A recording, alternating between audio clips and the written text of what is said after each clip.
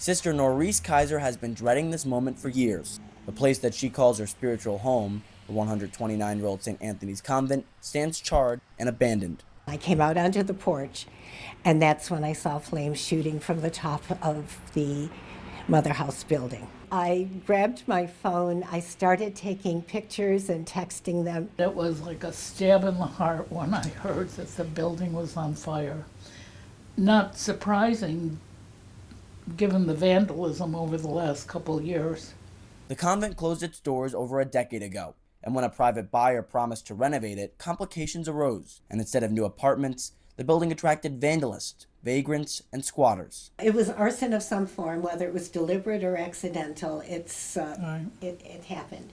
Officially, the city says it's still investigating the cause of the fire, but we don't have mice running around with matches. Birds aren't starting fires. And usually these structures do not have any power to them. Electricity has been cut, gas has been cut to these structures. So there has to be some intervening element in there that's causing these fires. And this is happening way more than you think. In fact, every 1 out of 3 structure fires in Syracuse last year were caused in vacant properties.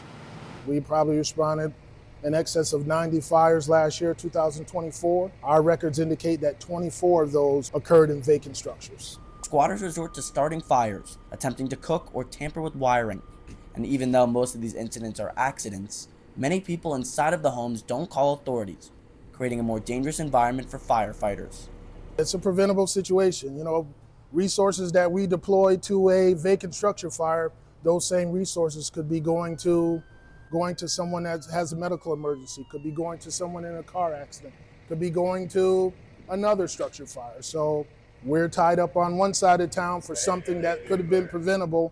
It's restricting us from being on the other side where we could have an effect on a situation. While squatters caused the fire, Syracuse Mayor Ben Walsh blames property owner Robert Congle, saying he let the city and community down.